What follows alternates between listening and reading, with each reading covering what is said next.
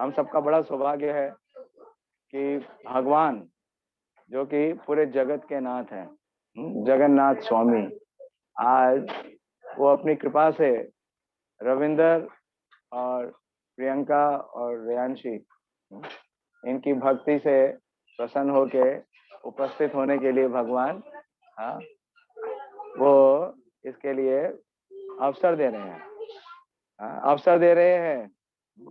नीलाचल निवासे नित्याय, वो प्रणाम मंत्र गाते हैं। नीलाचल निवासाय, बोलो, नित्याय परमात्मने, बलभद्र सुभद्राय, जगन्नाथाय ते नमः। नीलाचल निवासाय, नित्याय परमात्मने, बलभद्र सुभद्राय, जगन्नाथाय ते नमः। जोर से पुकारो ताकि वो आए ना। कहाँ से आना पड़ेगा उनको? हाँ, ऐसे पुकारे जाएगा, पड़ोस में भी नहीं आएगा आवाज, पड़ोसी भी नहीं आएगा। हाँ, हम चाहते हैं कि वो नीलाचल से यहाँ आए, तो पुकारने के लिए हमारे अंदर आवाज ही नहीं है। नीलाचल निवासाय, नित्याय परमात्मने, बलभद्र सुभद्राय, जगन्नाथाय ते नमः। भगवान नीलाचल में निवास जरूर करते हैं, लेकिन वो क्या है? नित्याय है। हाँ, वो नित्य है, शाश्वत है और सब जगह उपस्थित है, हर अणु में, हर कण में, हर परमाणु में। कैसे? परमात्मा ने नमः, परमात्मा के रूप में उनका विस्तार है। और वो अकेले नहीं विराजते हैं, उनके साथ कौन है? बलभद्र। बल जो शक्ति है भगवान की, वो कौन है? Balabhadra. He is the symptom of strength. कौन सी स्ट्रेंथ? Spiritual strength. उन्हीं का विस्तार है भगवान बलराम, और बलराम से आते हैं संकर्षण, और संकर्षण से आते हैं शेष, और शेष जी क्या करते हैं? इस पूरे जगत की, इस पूरी पृथ्वी का भार उठाते हैं। तो वो क्या है? स्ट्रेंथ देते हैं। बलभद्र सुभद्रायम, और उनकी डियर सिस्टर सुभद्रा देवी। और ये कौन है? जगन्नाथ है। He is the master of the entire universe. तो lord Jagannath, the master, the proprietor, the owner and the enjoyer of this entire creation, agrees to come and reside in the heart of his devotees. वैसे भगवान जगन्नाथ का हम आह्वान करते हैं, उनसे निवेदन करते हैं, उन्हें प्रणाम करते हैं कि वो उपस्थित हो और हमारी सेवा स्वीकार करें। तो आपको जान के बड़ा सरप्राइज होगा कि जो पहला डीटी इस्कॉन में स्टैब्लिश हुआ वो थे भगवान जगन्नाथ। और कैसे? जब प्रभुपाद जी 1965 में अमेरिका गए, न्यूयॉर्क, तो न्यूयॉर्क में तो कोई मंदिर नहीं था, कोई भक्त भी नहीं था, और भगवान के बारे में कुछ पता भी नहीं था। तो प्रभुपाद जी को लगभग 1 साल लगा। प्रभुपाद जी सितंबर 17 को पहुंचे थे 1965 में, और उन्होंने जुलाई 14 1966 में इस्कॉन को स्टैब्लिश किया। 1 साल तक बहुत संघर्ष किया। और 1967 में प्रभुपाद जी ने 1966 में पहला सेंटर खोला न्यूयॉर्क के अंदर, और वहां पे राधा कृष्ण के छोटे विग्रह स्थापित किए। और उसके बाद प्रभुपाद जी का दूसरा सेंटर खुला 1967 में सैन फ्रांसिस्को में। तो सैन फ्रांसिस्को में जब प्रभुपाद जी पहली बार गए, तो वहां पे उनके जो अमेरिकी स्टूडेंट थे, शिष्य नहीं, स्टूडेंट और शिष्य में बहुत फर्क होता है। हाँ, हम लोग भी अभी क्या है? शिष्य तो हुए ही नहीं। शिष्य का मतलब है जिस पे गुरु का शासन है। हमारे पे किसका शासन है? किसका? हमारे मन का, हमारे असुर मन का। और हम उसके क्या है? नित्य दास। हमारा परमेश्वर कौन है? हमारा मन। किसकी बात सुनते हैं? मन की। करते भी किसकी है? मन की। और मन क्या है? हाँ, चंचल ही नहीं है, हाँ, वो अशुद्ध है, इम्प्योर है। हाँ, सबसे ज्यादा हमें डिस्टर्ब कौन करता है हमारी लाइफ में? कोई बाहर वाला आके डिस्टर्ब करता है? मन जितना हमें डराता है उसमें से क्या 10% भी सही हो पाता है? नहीं। लेकिन तब भी हम क्या करते हैं, उसकी बात स्वीकार करते हैं। तो एनीवे, तो जो स्टूडेंट्स थे जो प्रभुपाद जी के पास आते थे, उनमें से एक प्रभुपाद जी की स्टूडेंट हुई, उनका नाम था, बाद में चल के हुआ, मालती देवी। अमेरिकन थी। तो जो अमेरिकन थी तो वो जानते थे कि जो प्रभुपाद जी हैं उनको स्वामी जी बोलते थे। Swami ji please no talks, service should be done quietly, without talking, hearing, सुनिए।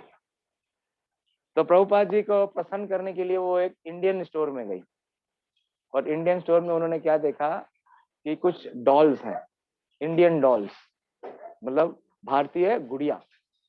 तो उन्होंने एक गुड़िया को उठा लिया और ले आई, और ला करके प्रभुपाद जी को दिखाया। बोले, Swami ji do you like this?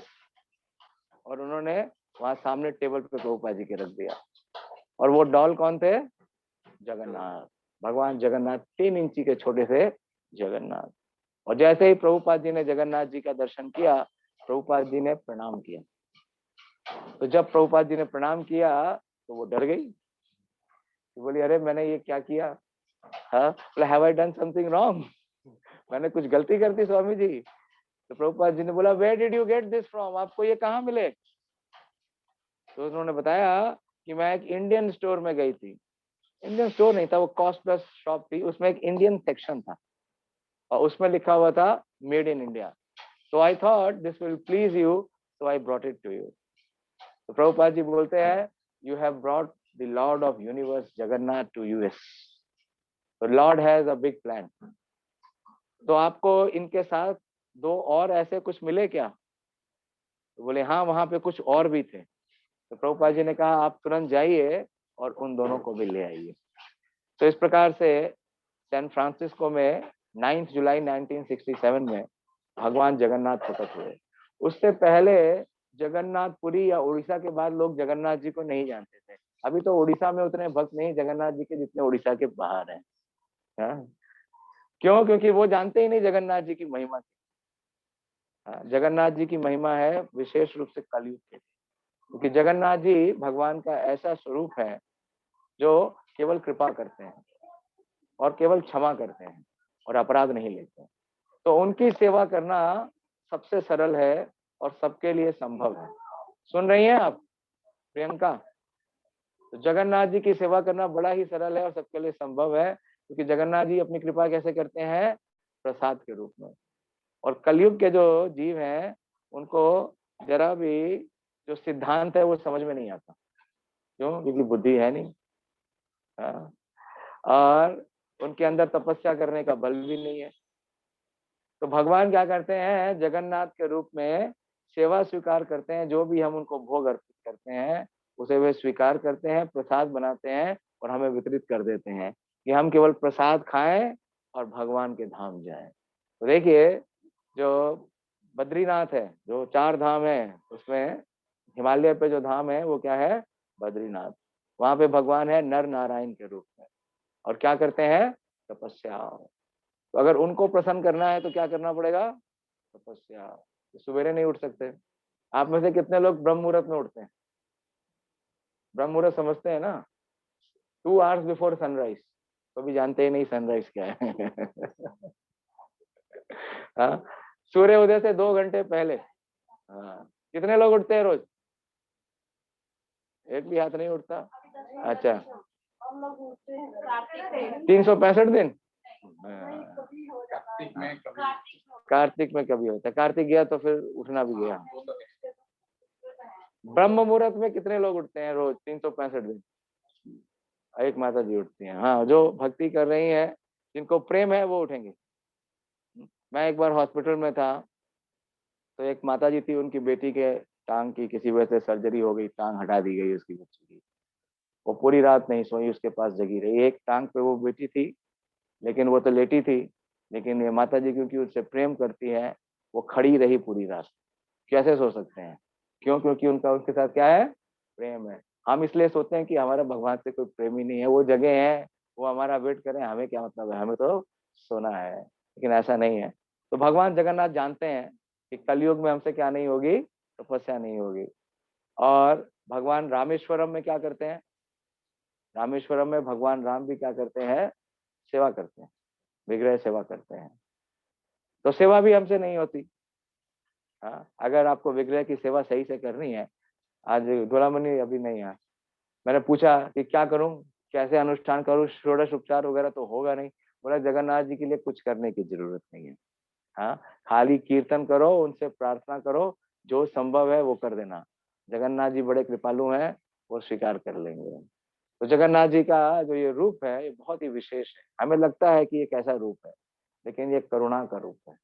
हाँ, ये उनकी विशेष अनुकंपा का रूप है, जिसमें वो क्या करते हैं, अपने भक्त के ऊपर पूरी तरह आश्रित है।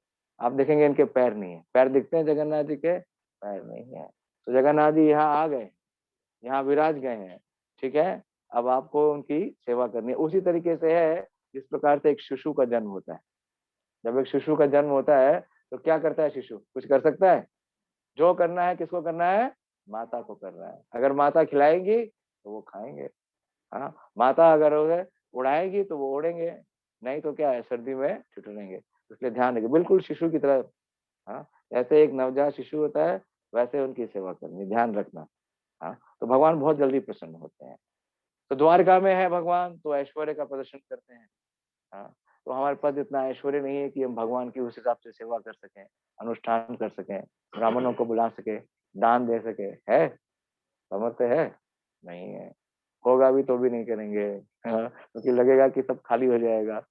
तो हमारे पास बचा क्या, केवल एक ही विकल्प बचा कि अगर भगवान क्या करें, अपना प्रसाद हमें दें।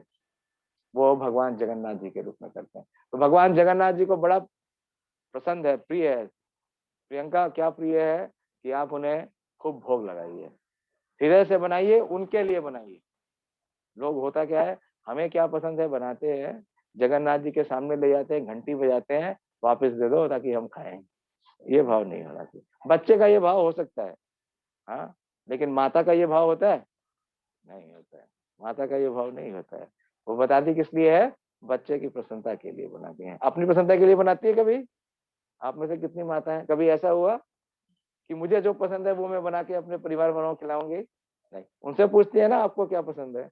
उनकी प्रसन्नता में आपको कितनी प्रसन्नता मिलती है, आनंद मिलता है ना। अगर वो प्रसन्न हो जाते हैं तो आप बिना खाए प्रसन्न है नहीं। और अगर आपने कुछ भी बनाया और अगर उन्होंने नहीं खाया, वो पसंद नहीं हुए, तो आपको प्रसन्नता होगी? नहीं होगी। तो ये तो बड़ा सिंपल सा फॉर्मूला है, जिसे हम अपने नॉर्मल लाइफ में भी देखते हैं। तो इसी प्रकार से भगवान की प्रसन्नता के लिए भोग बनाइए। तो जब पहली बार वो मूर्ति आ गई प्रभुपाद जी के सामने और दो विग्रह और आ गए, तो प्रभुपाद जी ने कहा कि अब तो जगन्नाथ जी का क्या होने वाला है, पूरे विश्व में चमत्कार। तो प्रभुपाद जी ने कहा, अपने अनुयायी को बुला के, उस समय कुछ लोग दीक्षित हुए थे, कि आप में से कौन, क्योंकि वो 3 इंची के थे, छोटे छोटे थे जगन्नाथ बलदेव सुभद्रा। प्रभुपाद जी ने कहा कि अब जगन्नाथ बलदेव सुभद्रा अमेरिका में उपस्थित हो चुके हैं। तो अब हम क्या करेंगे, इनका स्थापित करेंगे, इनकी स्थापना करेंगे और इनकी उपासना करेंगे। तो लेकिन 3 इंची के विग्रहों को तो उपासना नहीं हो सकती, बहुत छोटे होते हैं। तो प्रभुपाद जी ने बोला कि आप में से कौन है जो बढ़ई का काम जानता है। तो संजोग से जो मालती माता जी के हस्बैंड थे, प्रभुपाद जी ने क्या किया, वहां जाके वो बड़ा क्रांति किया। उन्होंने, जो हिप्पीज थे, जो अंग्रेज लोग थे, वो क्या रहते थे, उनके समाज में किसी प्रकार का कोई बंधन नहीं होता है। जैसे एनिमल समाज होता है ना, कोई बंधन होता है? कोई बंधन नहीं होता है। कभी भी आप किसी के साथ रहिए, किसी को छोड़ दीजिए, जब तक इच्छा हो रही है, जब आप ऊब जाए तो छोड़ दीजिए। तो प्रभुपाद जी ने ऐसे अंग्रेजों को, ऐसे हिप्पियों को क्या किया, पहले शादी के बंधन में बांधा, उन्हें मनुष्य समाज के स्तर पे लेके आए। तो मालती माता जी से जिनका विवाह हुआ था, हाँ, उनको प्रभुपाद जी ने नाम दिया श्याम सुंदर। वो बोले कि मैं बना सकता हूँ, मुझे लकड़ी का कार्य करना आता है।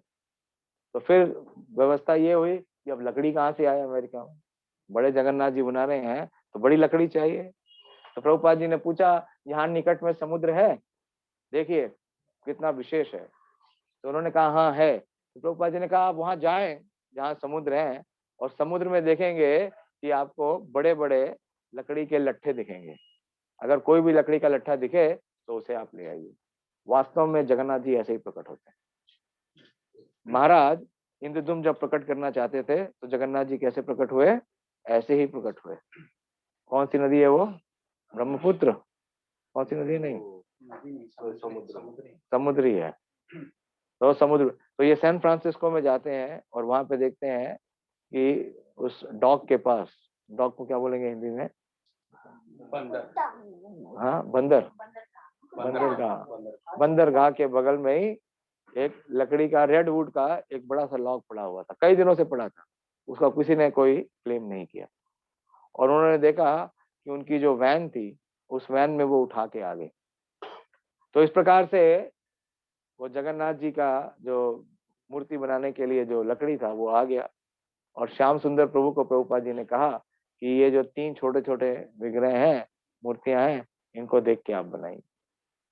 तो शुरू में वो बनाते थे, और कैसे बनाते थे, क्योंकि अमेरिकन थे, आदतें तो सारी बिगड़ी हुई थी।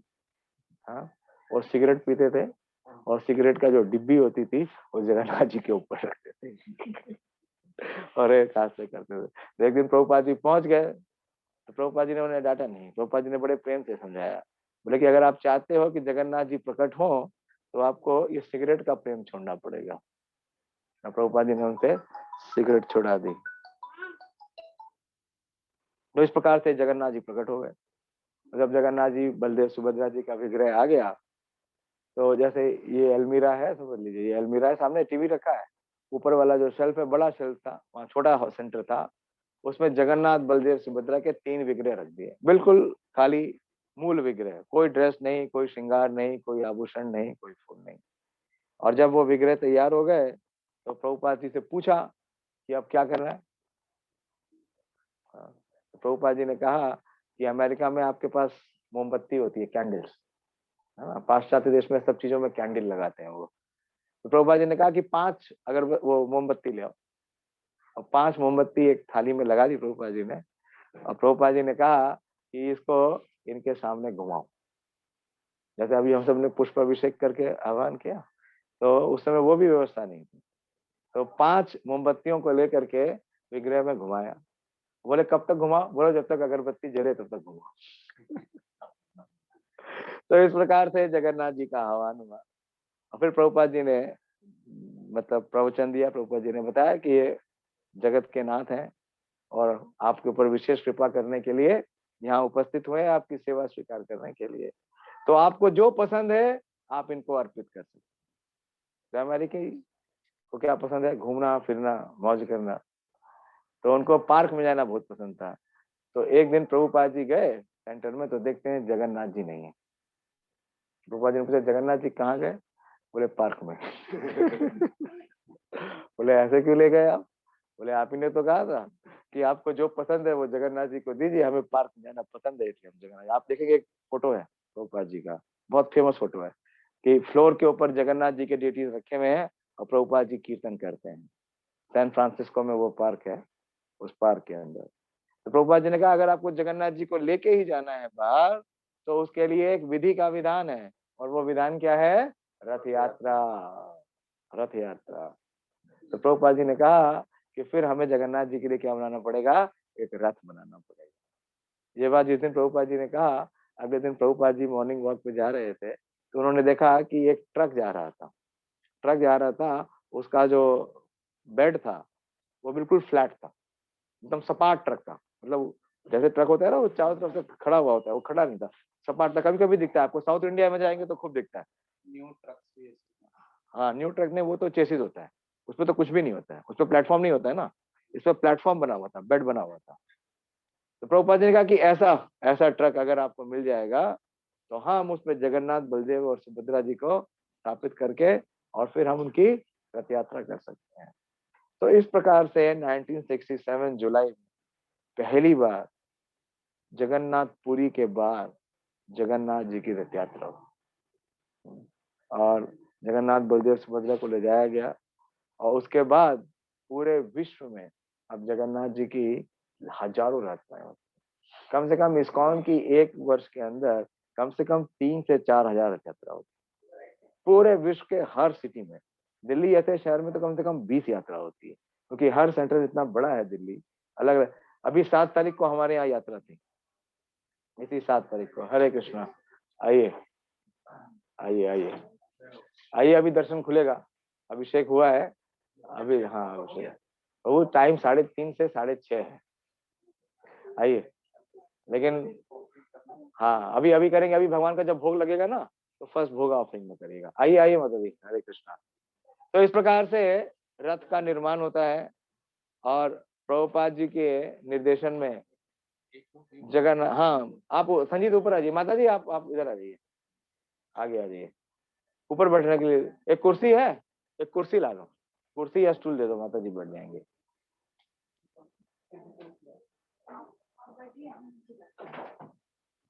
आ जाइए आ जाइए आ जाइए, बैठ जाइए, सेटल हो जाइए। तो इस प्रकार से प्रभुपाद जी के देखिए आह्वान पे किस प्रकार से जगन्नाथ जी का प्राकट हो गया। और जगन्नाथ जी खाली प्रकट नहीं होते हैं, जिस स्थान पे जगन्नाथ जी प्रकट हो गए वो स्थान उनका हो गया। वो घर उनका, हमारा घर नहीं रहा। अब वो घर किसका हो गया? जगन्नाथ जी का हो गए, और हम जगन्नाथ जी के सेवक हो गए। तो ऐसे बहुत सारे भक्त हैं जिनके घर में जगन्नाथ जी बड़ी कृपा से आए हैं। हाँ, और एक कई ऐसे इस्कॉन के भक्त हैं जिनके घर में जगन्नाथ जी हैं। माता जी भी आए हैं, इनके घर में भी जगन्नाथ। आप लाए अपने जगन्नाथ जी को आज? अच्छा, अभी ये हमारे साथ यात्रा पे गए थे तो इनके साथ जगन्नाथ जी भी थे, हमको जगन्नाथ जी का संग दे रहे थे। तो ऐसे बहुत सारे भक्त हैं कि जिनके घर में जगन्नाथ जी की सेवा का अवसर है, क्योंकि जगन्नाथ जी बड़े ही कृपालु हैं। हाँ, वो अपराध नहीं लेते हैं। अगर आप घर में विग्रह रखते हैं, भगवान को रखते हैं, तो उनकी सेवा करने के कई नियम और विधि हैं। अगर आप उन नियम का निषेध करते हैं, उल्लंघन करते हैं, तो फिर क्या होता है? अपराध होता है। लेकिन जगन्नाथ जी इतने कृपालु हैं कि अपने सेवकों से अपराध नहीं लेते। वो उनकी सेवा स्वीकार करते हैं, और जितना भी हम करते हैं वो उसी में संतुष्ट रहते हैं। तो प्रभुपाद जी की कृपा से अब जितने भी लोग इस्कॉन में जुड़ रहे हैं उन सबको भगवान का विग्रह और उनकी सेवा करने का अवसर मिल रहा है। भगवान भगवत गीता में बतलाते हैं, सुनो प्लीज बात, तो गिर ना जाए। प्रभु प्रभु आप यहाँ के बैठ जाओ ना, यहाँ के बैठ जाओ। भगवान भगवत गीता में बोलते हैं कि हर व्यक्ति को 4 चीज जरूर करनी चाहिए। भगवान ने क्या कहा? मन मना भव मद भक्तो मद्याजी माम नमस्कुरु मामे वेश्यसि सत्यम ते प्रतिजना प्रियोसि में। हाँ, भगवान ने क्या कहा? अपना मन मुझ में लगाओ। हमारा, हम में से कितने लोगों का मन भगवान में लगा है? लगा ही नहीं है। बिल्कुल सही है। प्रभुपाद बोलते हैं कि yoga means concentration of the mind detached from all other subject matter।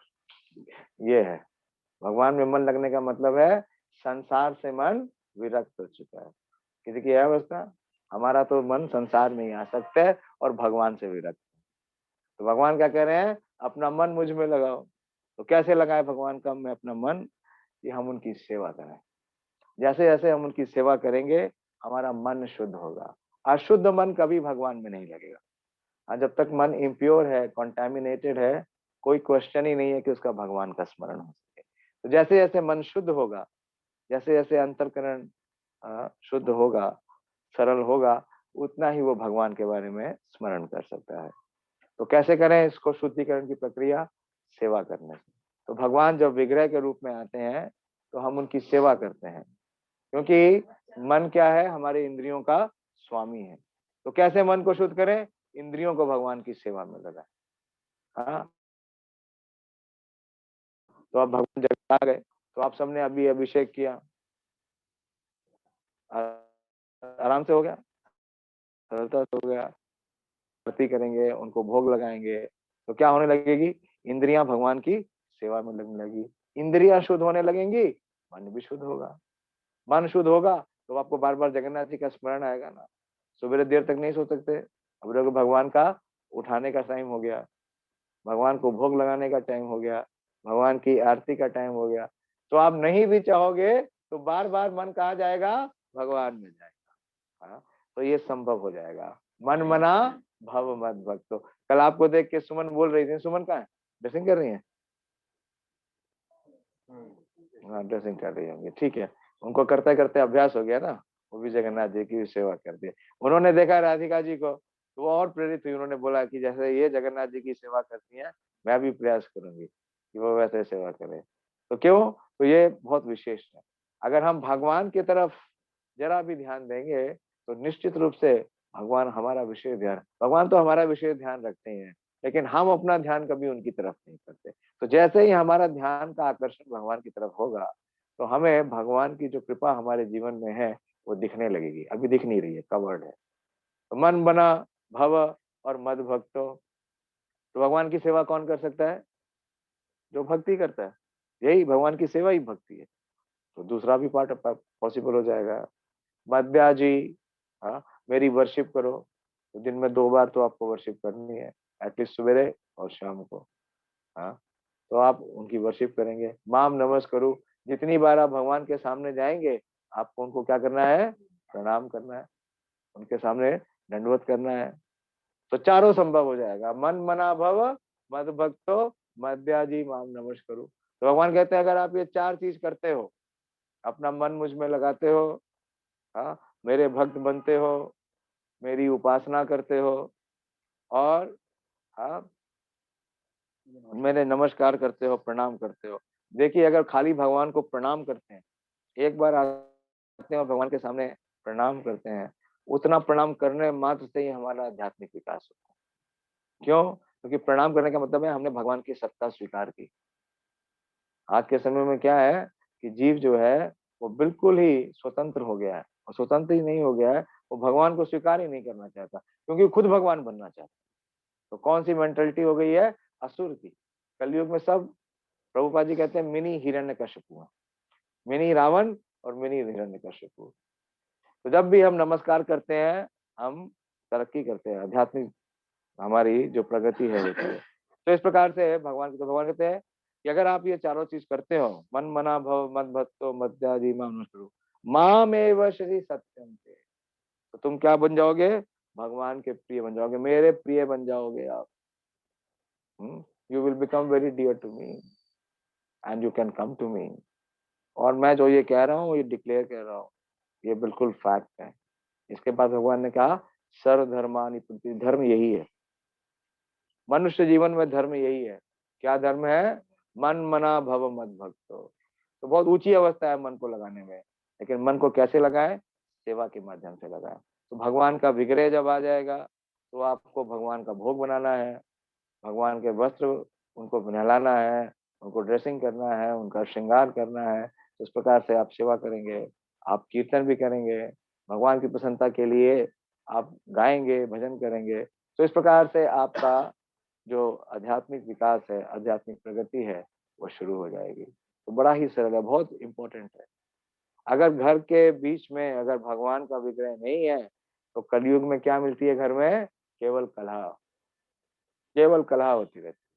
हमेशा डिफरेंसेस, कॉन्फ्लिक्ट्स, फाइट्स और सेपरेशन। आज की डेट में देखिए, केवल 2 जने साथ में रहते हैं, हस्बैंड और वाइफ, वो भी साथ में कितना रहते हैं आप जानते हैं। हाँ, कितना उनका कॉन्फ्लिक्ट है, क्योंकि सेवा की भावना नहीं है।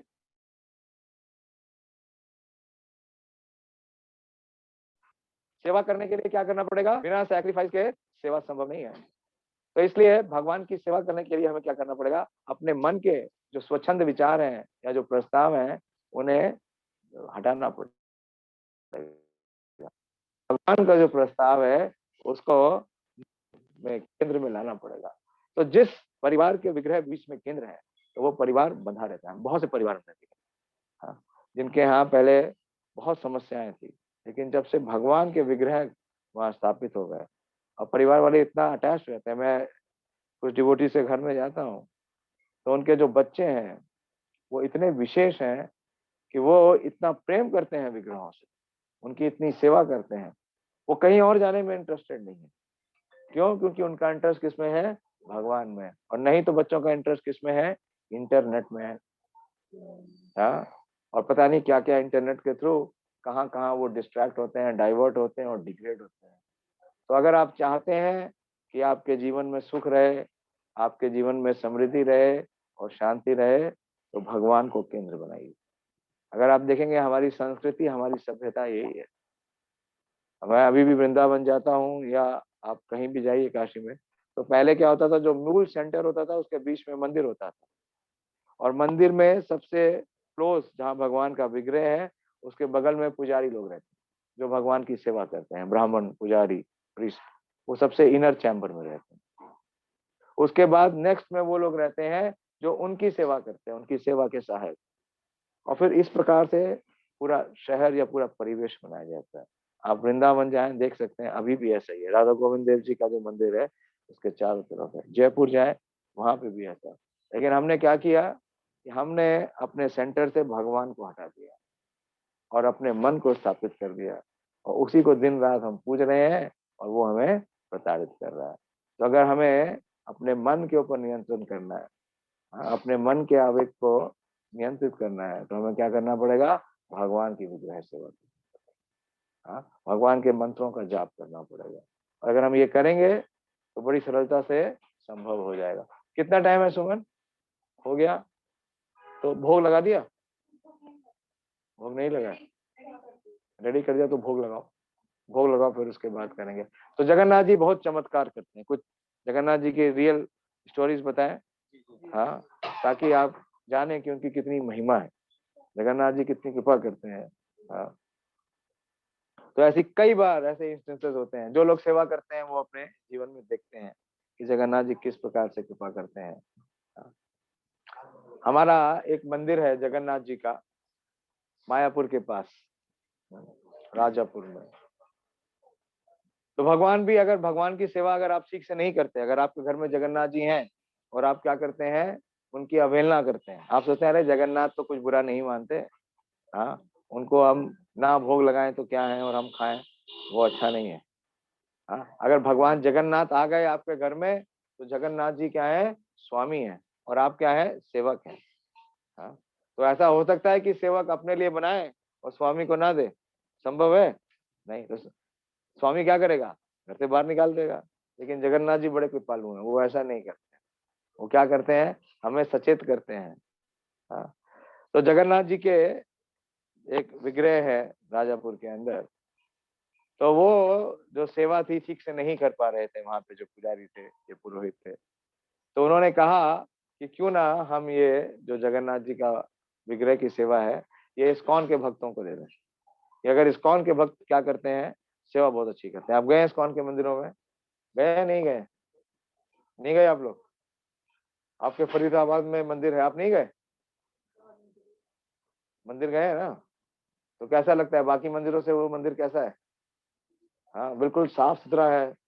अभी नया मंदिर बना है, कुछ दिन पहले उसका इनॉग्रेशन हुआ है। आप सब फरीदाबाद से ही है ना? पास में रहते हैं आप लोग? आप में से जाते हैं? नहीं, सेक्टर क्या, ये सेक्टर 17, 37, सेक्टर 37 में जो मंदिर है, नहीं देखा आप लोगों ने? तो वहाँ अभी नए राधा कृष्ण विग्रह का अभी स्थापना हुआ है। अभी 15 अक्टूबर को ही हुआ है। हाँ, पिछले महीने हुआ है, पिछले महीने हुआ है।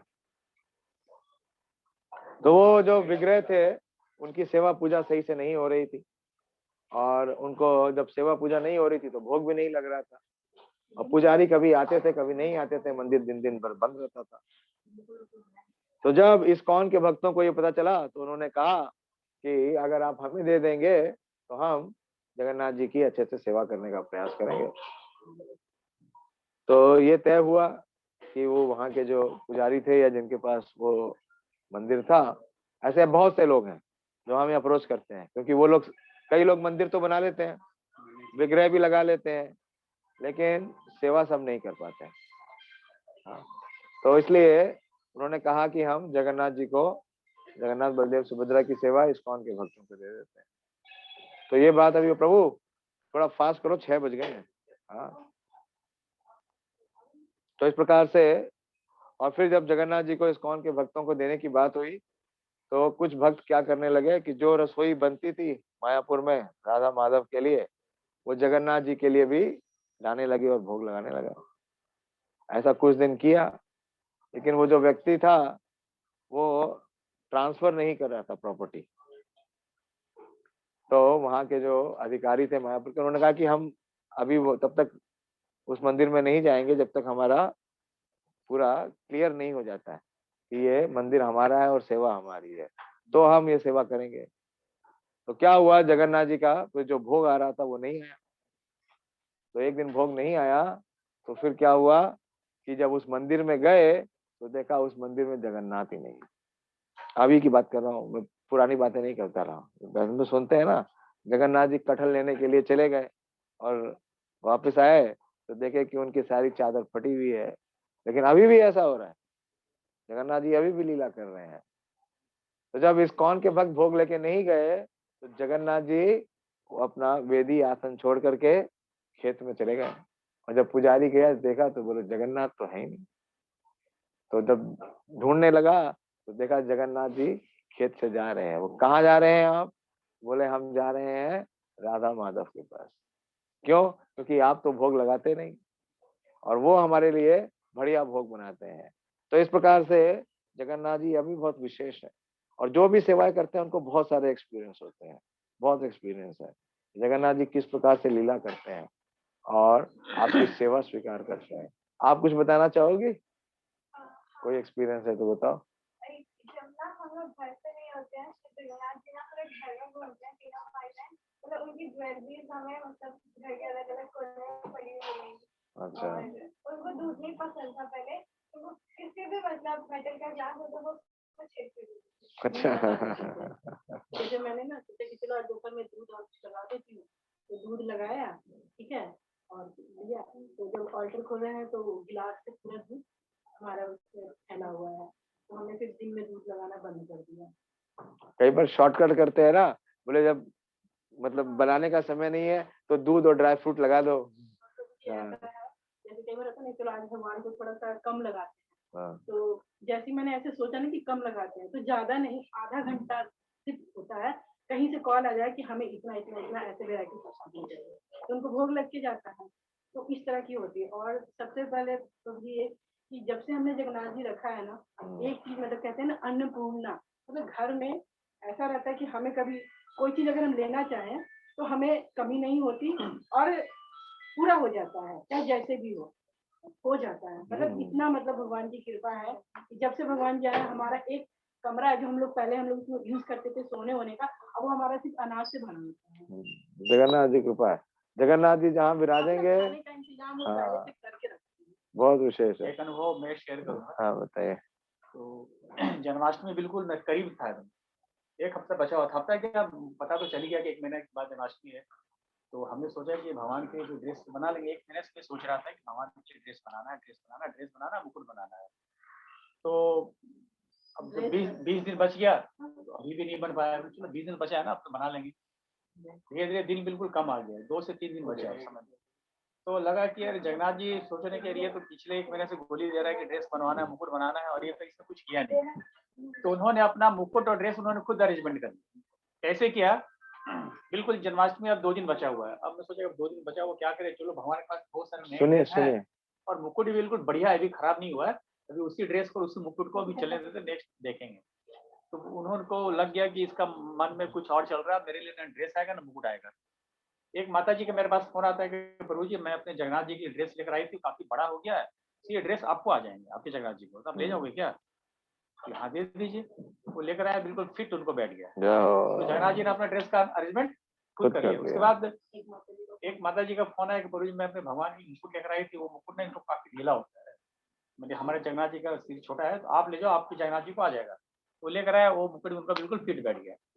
तो हमने इसको अनुभव किया कि जो हम सोचे पिछले 1 महीने से हम नहीं कर पाए, तो भगवान बोलते तुम निकम्मे हो, तुमसे कुछ होगा नहीं, ठीक है छोड़ दो, मैं अपना व्यवस्था खुद कर लूंगा। तुमने अपना ड्रेस अपना मुकुट उन्होंने खुद अरेंज किया। ये मैंने एक्सपीरियंस किया इस चीज को। मेरे भी, हाँ मेरे लाइफ का। हाँ तो मैं सोच के नहीं गई थी कि उनका मुकुट कुछ लेना है। मतलब मैंने सोचा नहीं, मुझे अगरबत्ती लेना है, भगवान का चामर खराब हो गया, चामर लूंगी। प्रभु जी मेरी भांजी थी ना, वो गई बोले क्या मामी आप कहाँ घुस रहे हो? मैंने कहा मैं थोड़ा मुकुट अभी तो आप बोले किसी ये चीजें लेने क्यों लेना? प्रभु जी गई और बहुत सारे मुकुट देखा, उसमें से पसंद किया फटाफट और 2-3 चीजें और उनकी की। बोले मामी ये आप तो अभी मना कर रहे थे। मैंने कहा "लो, मुझे लेने दो। आपके पास पैसे नहीं है कैसे दो? मैंने कहा पेटीएम है ना? उससे पूछा पेटीएम लोगे? बोला नहीं कैश लेंगे। मैंने कहा प्रभु जी देखिए मेरा पैसा छूट गया है, आप देना है तो दीजिए क्योंकि हम पेटीएम ही करते हैं। तो मुझे अपना मतलब भगवान ने वहाँ पे जितना का मेरा सामान नहीं हुआ उससे दुगना पैसा का उनका सामान आ गया घर में। अच्छा। और कैसे आता है ये मुझे नहीं पता। हाँ, तो ये देखिए भगवान की जो सेवा करते हैं ना, उन्हीं के साथ भगवान ये आस्वादन कराते हैं। अगर आप भगवान की सेवा करते हैं तो भगवान आपके लिए सब कुछ करते हैं। सारा भगवान बोलते हैं भगवत गीता में, अनन्यास चिंतयन्तो माम ये जना पर्युपासते तेषाम नित्याभियुक्ता नाम योगक्षेमम वहाम्यहम्। कि जो मेरे अविचल भाव से अनन्यास चिंतयन्तो माम, बिना विचलित हुए या बिना किसी प्रकार की रुकावट के मेरी सेवा करते हैं। हाँ, तो मैं क्या करता हूँ, जो उनके पास है मैं उसकी रक्षा करता हूँ, और जो उनके पास कमी है मैं उसकी पूर्ति करता हूँ। ऐसा मैंने कई बार देखा, कितने भक्तों के साथ देखा। एक भक्त थे, वो अपना बता रहे थे साक्षात्कार, जगन्नाथ जी के कई साक्षात्कार हैं, कि वो विदेशी हैं, उनका मेरा से संपर्क हुआ। वो रशियन है, वो कई सालों से जगन्नाथ, आप में से कितने लोग जगन्नाथपुरी गए हैं? थोड़े लोग। और विशेष रूप से रथ यात्रा में गए हो? रथ यात्रा वाले दिन गए हो? बच्चा हाथ उठा रहा है। रथ यात्रा वाले दिन गए हो जगन्नाथपुरी में? कोविड का तो मुझे पता नहीं, मैं पहले गया हूँ। उस दिन इतनी भीड़ होती है, इतनी भीड़ होती है, मतलब मेरे को लगता नहीं कि पूरे जगत में उससे ज्यादा भीड़ किसी स्थान पे कभी भी होती है। मतलब उस दिन जगन्नाथपुरी में 50 लाख से ज्यादा लोग, और अगर आप रथ के पास जाएं, बिल्कुल ऐसे लगता है जैसे समुद्र है, काला समुद्र, कैसे बाल का, ऐसे वेव्स चलती हैं उसमें। हाँ, नीचे नहीं गिरे। और कई लोग उसमें सांस नहीं ले पाते हैं, कई लोग तो ऊपर चले जाते हैं। हर हर साल 150 लोग ऊपर जाते हैं। सही में हमने अपने आंखों के सामने देखा, पानी स्प्रे करते रहते हैं ताकि लोग अचेत ना हो जाएं, क्योंकि इतना इतना पैक होता है और इतना धक्का लगता है। तो वो जो भक्त थे, विदेशी भक्त, वो कई सालों से बीच में नहीं बात, नो टॉक्स। तो वो भक्त प्रभुपाद जी की बुक्स डिस्ट्रीब्यूट करते थे हर यात्रा में, कई सालों से कर रहे थे, 10 सालों से कर रहे थे। तो मैंने उनसे पूछा, Prabhu ji how do you manage books, क्योंकि वहां पे तो अगर आप कुछ भी लेके जाएंगे तो कुछ वापस नहीं आता है। हाँ, आपके सारे मुक्के और धक्के इतने लगते हैं कि अगले दिन आप हिल भी नहीं पाते हैं। हाँ। तो बोले but by Prabhupada mercy I was doing it. 10 सालों से वो बुक डिस्ट्रीब्यूशन कर रहे थे, और उनके हृदय में ये इच्छा हुई कि मैं एक बार जगन्नाथ जी का रथ पे चढ़ूं और उनका आलिंगन करूं। और आपको पता है पुरी में बड़े सख्त हैं, किसी विदेशी को मंदिर के अंदर प्रवेश नहीं करने देते आज भी, और रथ के ऊपर प्रवेश करने का तो कोई सवाल ही नहीं है। तो ये बस खाली उनके हृदय में इच्छा आई, और बुक डिस्ट्रीब्यूशन करके जब रथ यात्रा में शाम हो गई तो वो वापस जा रहे थे। जगन्नाथपुरी में क्या होता है कि जिस दिन भगवान का रथ जाता है तो रथ कई दिनों तक बाहर ही रहते हैं। और पहले, अब तो नहीं अलाउ करते हैं, मैंने मेरे समय की बात है, लोग सब रथ के ऊपर चढ़ते थे जो भारतीय हैं, और जा करके भगवान का चरण दर्शन लेते थे। तो जब वो वापस जा रहे थे तो उनके मन में ये इच्छा थी, उन्होंने जगन्नाथ जी के सामने ये निवेदन किया। जब वापस जा रहे थे बुक डिस्ट्रीब्यूशन करके, तो देखते हैं कि एक पंडा, एक उड़िया पंडा वहां पे वो बुलेट से चल रहा था, चलाते हैं, बड़ी बड़ी चेन पहनते हैं सोने की। हाँ, वो उनके पास आता है और उनको इशारे से बोलता है बैठ जाओ। तो क्योंकि ये रशियन है, ना तो इनको उड़िया आती है ना हिंदी आती है, और वो क्योंकि उड़िया है, ना उसको इंग्लिश आती है ना रशियन आती है। तो उसने 2-3 बार इशारा किया बैठ जाओ, ये कुछ समझे नहीं, इनको लगा किसी और को बोल रहा होगा, ये चलते गए। तो वो फिर थोड़ी देर में आगे जाता है, अपनी मोटरसाइकिल से उतरता है, इनका हाथ पकड़ता है, उन्हें कहता है आप मेरे साथ चलो। उनको बैठा के रथ पे ले आता है, और रथ पे उनको ऊपर ले जाता है, जगन्नाथ जी के विग्रह से माला निकालता है और उनके गले में डालता है। फैक्ट है, उन्होंने मुझे अपने आंखों बताया खुद। और बहुत सरल भक्त, बहुत विशेष भक्त, किसी पंडे की हिम्मत नहीं हुई कि वो उन्हें रोके या टोके। तो जगन्नाथ जी बहुत विशेष हैं। अगर आपने उनकी सेवा की है सच्ची भावना से, जगन्नाथ जी कुछ भी करते हैं।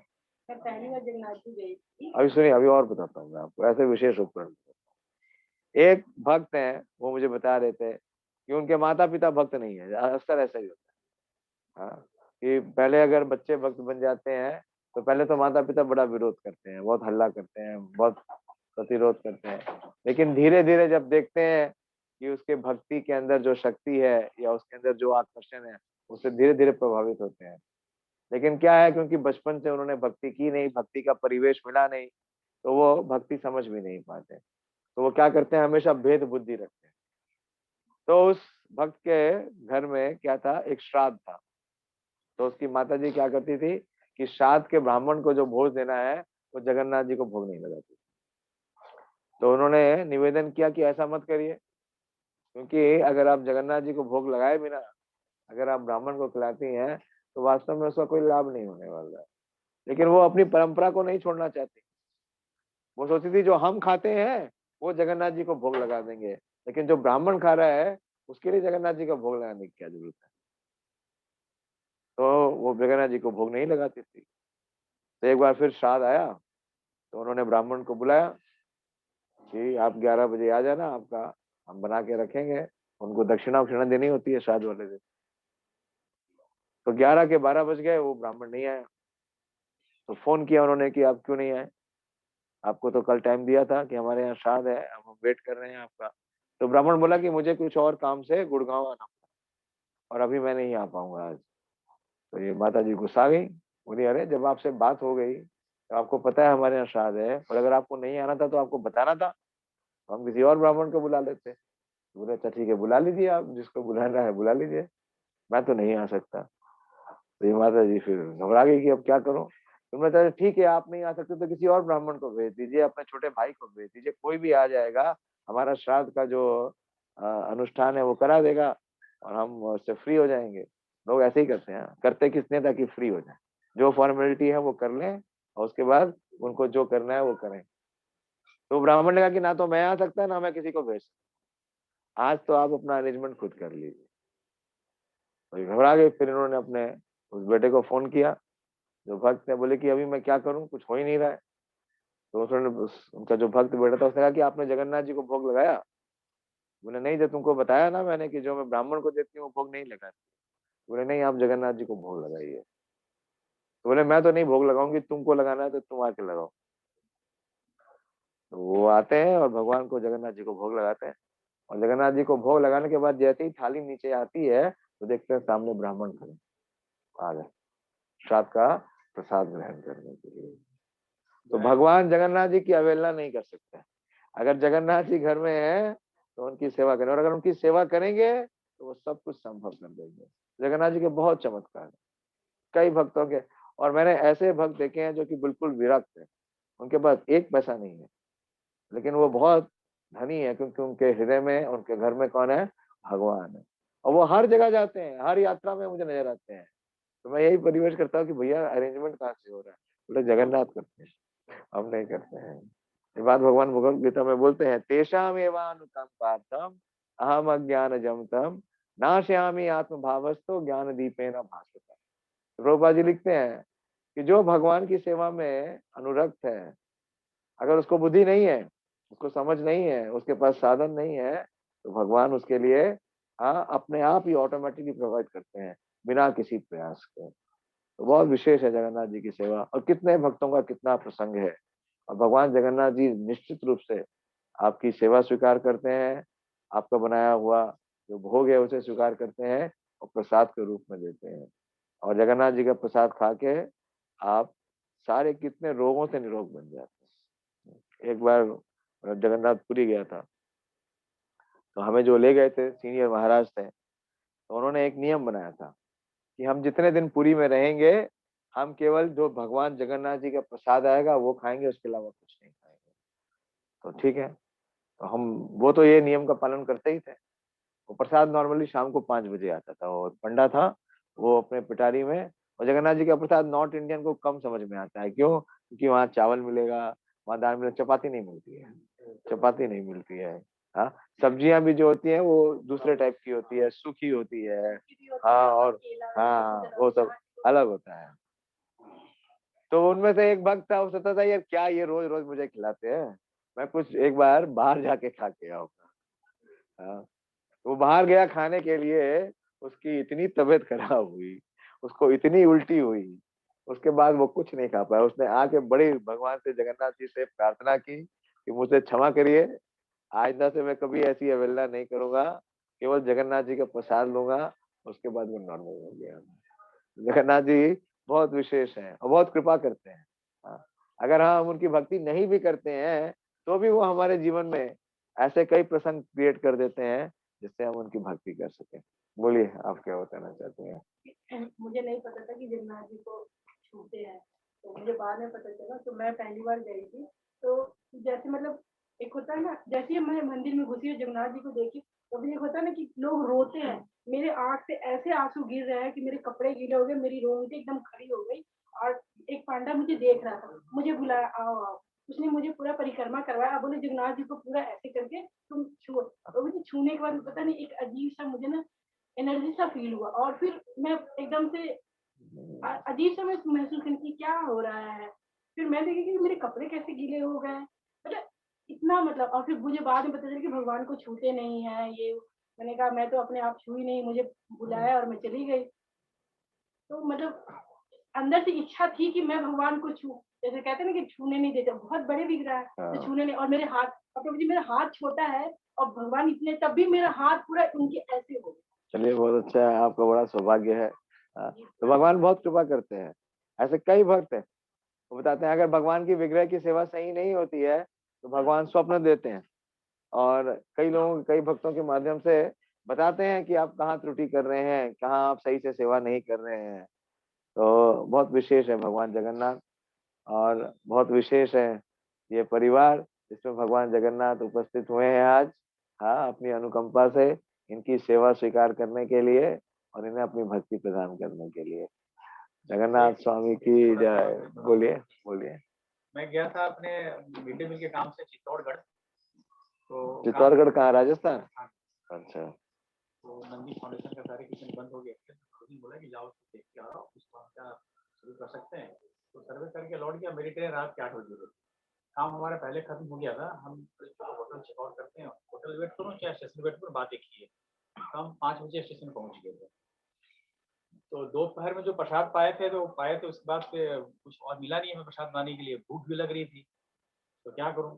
और आसपास कुछ है नहीं चित्तौड़गढ़ के स्टेशन के आसपास भी। तो हम सोचे चलो दूध ले आते हैं, दूध ही पी लेंगे, पहली वाली पास्चुराइज्ड। ऐसा मैं सोच ही रहा था। एक फैमिली कम से कम 10 मीटर के दूर पे बैठे होंगे, तो वो लोग भी मेरे साथ ही बैठे। हम उनको नोटिस नहीं कर पाए, वो मुझे नोटिस कर रहे थे। और उनको सूरत जाना था, हमें दिल्ली आना था। लगभग 2 घंटा बीत गया। उसमें से प्रभु जी जो 10 मिनट हुआ है, प्रभु जी आप हरे कृष्णा बोला उन्होंने पहले मुझे। तो मैंने भी रिस्पॉन्ड किया, मुझे लगा हरे कृष्णा बोल रहे हैं, मतलब something associated with ISKCON culture. बोलिए बोलिए। बोले आप प्रभु जी कहाँ से हैं? हम लोग सूरत जाएंगे, और ये मेरी वाइफ है, हम लोग गोपाल के कृष्णा। अच्छा, जय हो। तो हमारे पास 4 लोग आने वाले थे, हम लोग 2 लोग हैं, 2 लोग का कैंसिल हो गया है, और हमारे पास भरपूर प्रसाद रखा हुआ है। और मैं देख रहा हूँ 2 घंटे से आप बैठे हैं, तो शायद आपको भूख लगी होगी, तो मेरे पास प्रसाद काफी, आप लेना चाहेंगे क्या? यहाँ मैं तो सोच ही रहा था ये चीज कि मुझे भूख भी लगी है, बाहर भी कुछ मिलेगा नहीं मिलेगा, दूध का प्लानिंग कर रहा था मैं। तो नहीं, मेरे पास बहुत प्रसाद है और 2 लोग का तो सरप्लस प्रसाद है, तो आप ले लीजिए, तो दे दीजिए। तो 2 लोग का प्रसाद जो था उन्होंने मुझे दिया, और इनफैक्ट हम लोग साथ में खाए हों। तो भगवान अपनी व्यवस्था पूरी करते हैं। अगर आप सोच रहे हैं कि हम बाहर जा रहे हैं, कैसे मिलेगा खाने के, लोग कहते हैं ना बाहर आप लोग कैसे मैनेज कर लेते हो, लहसुन प्याज नहीं खाते हो, कैसे आप लोग रह लेते हो खा पी के। तो ये सब आपको मैनेजमेंट आपको नहीं करना है, ये भगवान आपके लिए अरेंजमेंट कर देंगे एक दिन बता रहे। तो ये हमने एक्सपीरियंस किया है इस चीज़ को। तो आपको भूखा नहीं सुलाएंगे किसी भी दिन, बढ़िया फिश प्रसाद हो जाएगा। Surrender on to him. ये कई भक्त बताते हैं, कल्याण है ना अपने, कल्याण, कल्याण जब यहीं पे सेवा कर रहे थे तो आपको पता ही है, वहीं रहता था, बड़ी ऑस्टेरिटी करता था। तो एक बार उसको अपनी मदर के पास जाना था, उसकी मदर की तबीयत खराब हो गई, वो वहां पे है आंध्र प्रदेश में, तो डिस्टेंस बहुत दूर है, और उसको अचानक जाना पड़ा, तो कोई प्रसाद की व्यवस्था नहीं हो पाई, वो ट्रेन से चला गया। तो वो मुझे बता रहा था कि जब वो गए स्टेशन में, तो जिस कंपार्टमेंट में थे उसमें कुछ लड़के और थे इसी की उम्र के, तो साथ में ही चढ़े, क्योंकि लंबी जर्नी थी, मोर देन 24 आवर्स। सब देख रहे थे कि ये कुछ जब से चढ़ा तब से कुछ खाया नहीं। तो उससे पूछे कि भाई जब वो खाए तो इससे पूछे कि अगर आपको भी लेना है तो हमारे साथ कुछ खा लो। तो ये बोले नहीं नहीं, मुझे भूख नहीं है, मुझे अभी नहीं खाना है, मैं खा के चला था। तो बोलो 4 घंटे बीत गए, 6 घंटे बीत गए, 8 घंटे बीत गए, बोले कब से खा के चला था, कब तक भूख नहीं है। हाँ, बोले क्या बात है, क्यों नहीं खाते तुम, क्या समस्या है तुम्हारी। बोले नहीं हम खा नहीं सकते हैं। बोले क्यों नहीं खा सकते। बोले क्योंकि आपने भोग नहीं लगाया, प्रसाद नहीं है। तो वो हंसने लगे। बोले अभी यहाँ तुम्हारे के लिए कौन प्रसाद लाएगा, तो तुम भूखे रहोगे क्या, या 24 घंटे तक भूखे चलोगे। बोले नहीं नहीं भूखे नहीं चलेंगे, हम देखते हैं कुछ अरेंजमेंट हो जाएगा। बोले क्या अरेंजमेंट हो जाएगा, क्या भगवान आके तुम्हारे को भोग देंगे, क्या अरेंजमेंट होगा। बोले वो नागपुर तक पहुंच गए, दिल्ली से नागपुर बहुत दूर है, कम से कम 12-14 घंटे का रास्ता है। बोले जब नागपुर में स्टेशन में गाड़ी रुकी तो बोले उस कंपार्टमेंट में फिर कुछ डिवोटीज चढ़े, और जैसे ही नागपुर से गाड़ी छूटी तो उन्होंने प्रसाद खोला, और प्रसाद खोला और कल्याण को पूछा कि प्रभु जी हमारे पास प्रसाद है, आप लीजिए। तो और कल्याण ने कहा कि देखो ये अरेंजमेंट है, उन लड़कों को बुलाया, बोला ये भगवान अरेंजमेंट करते हैं। अगर हमारे अंदर विश्वास है तो भगवान अरेंज करते हैं। अगर हम सिद्धांत पे अगर उसका पालन करते हैं, धर्म रक्षति धर्म, कि अगर हम धर्म का पालन करेंगे तो धर्म हमारी रक्षा करेगा, और अगर हम अधर्म के राह पे चलेंगे तो फिर हमारा धर्म रक्षा नहीं करेगा। तो जगन्नाथ जी की बहुत विशेष अनुकंपा है। क्या वो लग गया प्रसाद, हो गया, अभी लग रहा है, बहुत लेट हो रहा है, आप लोग को जाना भी है, 6:30 बज रहा है, 6:25 हो गया। कितना टाइम हो गया ऑफर किए हुए? 8:30 बजे चली जाती है ना निजामुद्दीन से, यहाँ से जाने में टाइम लगेगा, यहाँ से तो जाने में कम से कम 1-1.5 घंटा लगेगा। आज की ट्रेन है? आज की ट्रेन है, कितने बजे की? इन्होंने कैंसिल कराया है, इनको तो कल की ट्रेन थी, कल मथुरा से जा रहे थे, चेंज किया। ट्रेन कितने बजे की है? बता तो रहा हूँ 8:30। 8:30 अभी हाँ कितने? 6:25, 6:25 है। हाँ। उसको ट्रेन कहाँ रुकती है नेक्स्ट स्टॉपेज? नहीं नहीं, उसके बाद तो मथुरा जाएगी, फरीदाबाद में रुकती है? फरीदाबाद शायद, पता नहीं फरीदाबाद रुकती है, नहीं रुकती फरीदाबाद, देख लो, इस टाइम ट्रैफिक भी होगा। देख लो, बहुत ट्रैफिक होगा। आप में से कितने लोगों के घर में लड्डू गोपाल है, किसी घर में है, ऑफर हो गया तो पैकिंग तो कर सकते है आपके घर में, तो रोज उनको स्नान कराती हैं, पोछ पाछ के करते हैं, भोग लगाती है, भोग किसका लगाती हैं, माखन मिश्री का नहीं। लेकिन जो आप रसोई में बनाए, देखिए भगवान क्या कहते हैं, भगवान कहते हैं कि यद करोषि यद अश्नासि यद जुहुषि ददासि यद तपस्यसि कौन्तेय कुरु स्वमदर्पणम्। हाँ, कि आप जो भी बनाते हैं या जो भी खाते हैं वो पहले मुझे अर्पित करो। तो देखिए बहुत इंपॉर्टेंट है, अगर हम कुछ भी खाते हैं तो उससे क्या होता है कि हमारा जो चेतना है वो दूषित होती है। लेकिन अगर हम भगवान को अर्पित करके भोग उसे प्रसाद के रूप में पाते हैं तो उससे हमारा पूरा जो चेतना है वो शुद्ध होती है, हमारा अंतःकरण शुद्ध होता है, हमारी आत्मा शुद्ध होती है। तो उस प्रकार से है कि जिस प्रकार से अभी हम लोग कोविड का टीका लगा रहे हैं ना, टीका क्यों लगा रहे हैं, इतना लंबा लाइन लगा रहे हैं, बार बार जाते हैं, पूछते हैं क्यों, क्योंकि अगर वो वैक्सीन लग जाएगी तो फिर कोरोना नहीं होगा। तो उसी प्रकार से अगर हम प्रसाद खाते हैं तो कितने प्रकार के पाप करने की जो इच्छाएं होती हैं वो हमारे अंतःकरण से बाहर हो जाती है, क्योंकि अंतःकरण क्या हो जाता है, शुद्ध हो जाता है, स्वच्छ हो जाता है। इसलिए भगवान भगवत गीता में ये सिद्धांत देते हैं कि यज्ञ शिष्टा शिना संतो मुच्यते सर्व किल्बिषय भुंजते ते त्वाघम पापम ये पचंती आत्म कारण। तीसरे अध्याय के 13वें श्लोक में भगवान भगवत गीता में बोलते हैं कि यज्ञ में अर्पित किया हुआ जो भोग है उसी को स्वीकार करना चाहिए। यज्ञ में अर्पित किया हुआ क्या है, जैसे आपने बनाया और भगवान को अर्पित किया, जैसे अभी कर रहे हैं, और जब भगवान को आपने अर्पित कर दिया, हाँ हाँ, लेकिन खाते हैं तो छोड़ दीजिए, उसमें क्या है। एक बार बताइए, हम प्याज, हमारा जीवन प्याज और लहसुन पे आधारित है क्या, अभी तो यही हो गया है, हाँ, आप हमारे साथ प्रसाद खाइए, मैं आपको गारंटी करता हूँ कि आपके प्रिपरेशन से कम नहीं होगा, बेटर ही होगा। तो फिर जब पता है तो फिर करने की आवश्यकता क्या है? हाँ, नहीं, जब मैं इस्कॉन में नहीं आया तो मेरे पास एक ही शौक था, मेरे को एक ही चीज पसंद थी जीवन में, पता है क्या? चाय पीना। मैं सुबह से उठते से चाय पीना शुरू हो जाता था। लेकिन अब कितने साल हो गए, 17-18 साल हो गए, कभी चाय पीने की कोई इच्छा ही नहीं होती। क्यों? क्योंकि उससे ज्यादा जीवन के अंदर और बढ़िया भगवान के भोग का प्रसाद मिलता है, स्वाद मिलता है। तो जब आपको रसगुल्ला मिलेगा तो फिर आपको सब्जी कहाँ याद आएगी?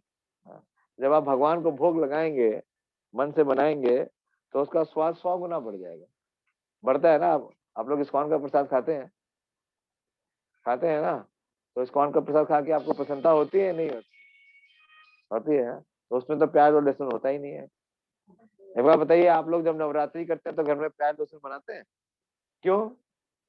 तो क्या उन दिनों आप लोग क्या कुछ खाते नहीं है क्या?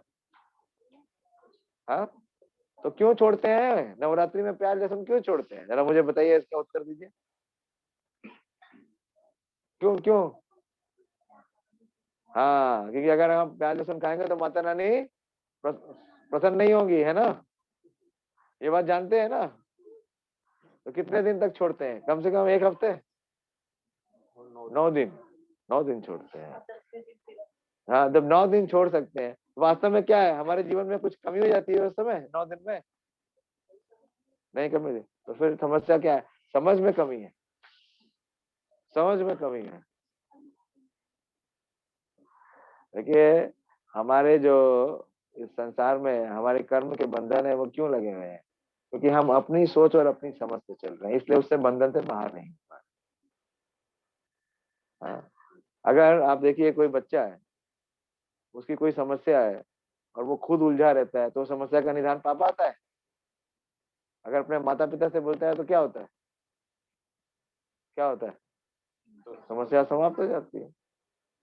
तो ऐसे जब हमारे माता पिता भगवान है और वो स्वयं हमें बता रहे हैं कि हमें क्या करना चाहिए, कि यज्ञ शिष्टा संतो, कि हमें जो भी बनाते हैं हम उन्हें पहले भगवान को ऑफर करना चाहिए। और भगवान को ऑफर करने के बाद क्या हो गया, भगवान उसके अंदर से जितना भी पाप है उसका भक्षण कर लेते हैं। और भगवान तो कलयुग में बड़े कृपालु हैं। आप 4 चपाती लगाते हैं तो ऐसा नहीं करते कि एक वापस करते हैं, 3 स्वीकार कर लेते हैं। करते हैं क्या? ऐसा नहीं करते, चारों वापस करते हैं। उसके साथ साथ अपनी कृपा और भर देते हैं। अगर भगवान ऐसा करें कि जो हम ऑफर करें वो सब लें, तो हम बिल्कुल ही ना ऑफर करें। उसके बाद भी हम ऑफर नहीं करना चाहते। हाँ, तो ये खाली हमारी सोच की कमी है। हाँ, क्योंकि जब भगवान को हम भोग लगाते हैं तो भगवान अपना उसमें प्रेम मिला देते हैं। तो उनके प्रेम का जो स्वादन है वो प्याज में हो सकता है कभी? तो फिर हम क्यों उस प्रेम को छोड़ रहे हैं, उस प्रेम से वंचित हैं? और प्याज को तो जब भी आप काटेंगे तो आपकी आंखों से आंसू आएगा, आता है नहीं? स्मेल भी आती है। हाँ, उसमें क्यों नहीं खाते? क्योंकि वो तामसिक है। जो लोग प्याज खाते हैं वो भगवान की भक्ति कहाँ करते हैं? कर पाते हैं? नहीं करते हैं। नहीं, भोग ही नहीं बनाते भगवान को प्रेम करने के। अगर आप किसी अपने प्रिय से प्रेम करते हो, उसको भोजन ही नहीं खिलाते तो प्रेम है क्या? नहीं है, नहीं है। तो भगवान बताते हैं वास्तव में क्या है, कि जितना भी हमें इस भौतिक जगत से जो भी कुछ प्राप्त हो रहा है उसे हम अपने पराक्रम से या अपने परिश्रम से प्राप्त नहीं कर रहे हैं।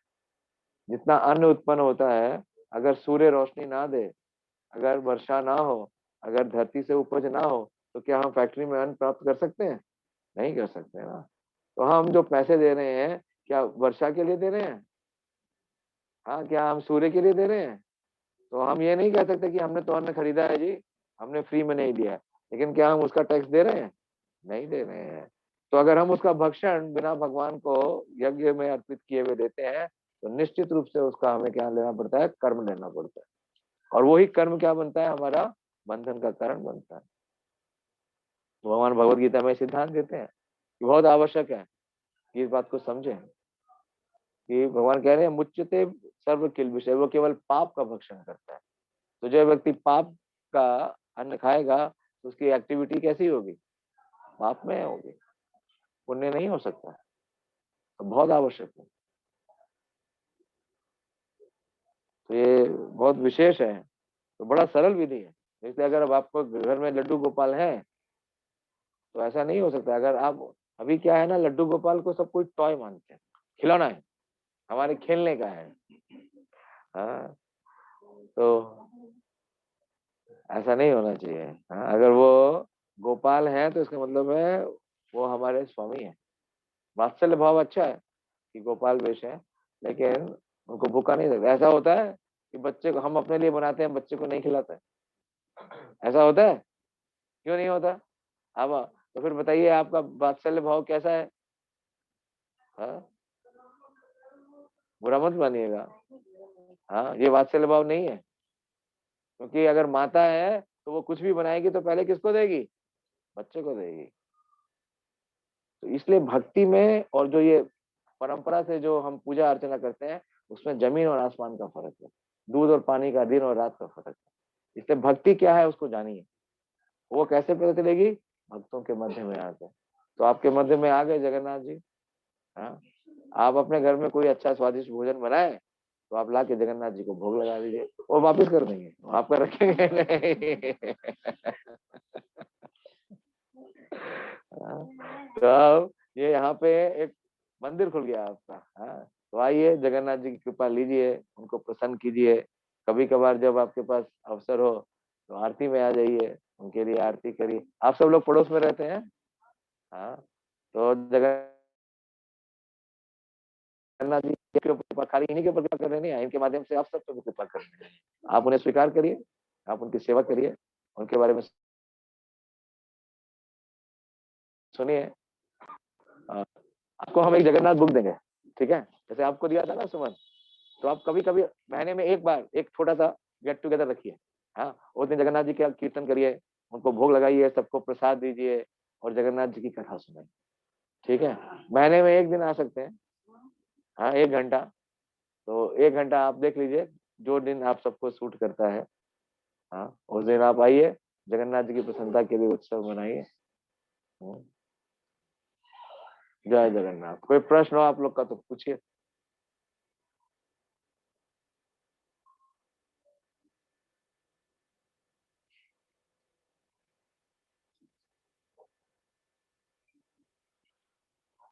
भक्ति जीवन बहुत सरल है, आपको कुछ नहीं करना है। जो आप कर रहे हैं उसका केंद्र भगवान को बना लीजिए। जो आप बना रहे हैं स्वच्छता से बनाइए, साफ होकर नहा के बनाइए। हाँ, और उसके बाद भगवान को अर्पित करिए। उसमें थोड़ा तुलसी दल डालिए। आप में से कितने लोगों के घर में तुलसी जी का है पौधा? सबके घर में है। हाँ, ज्यादातर सब भारतीयों के घर में होता है। तो क्या समस्या है? आप जो भी बनाए स्वच्छता से बनाए, साफ करके रसोई बनाए, भगवान को भोग लगाएं। आप देखिए उसमें एक अलौकिक रस मिलेगा, आपको बहुत संतुष्ट मिलेगा। फिर आपको बाहर जाके कुछ खाने की इच्छा भी नहीं होगी, आप संतुष्ट हो जाएंगे। आपका पैसा भी बचेगा बाहर। इसको डबल डबल योर सेविंग्स। क्यों? क्योंकि बाहर का कूड़ा करकट फिर आप छोड़ देंगे, अपने आप ही छूट जाएगा।